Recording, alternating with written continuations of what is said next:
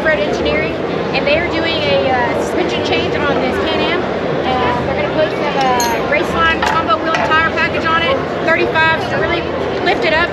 This tire that we're going to be putting on here, y'all, is work, play, mud, rain, snow, anything. It's really an aggressive, and it's really going to make this machine more beastly, I guess you could say.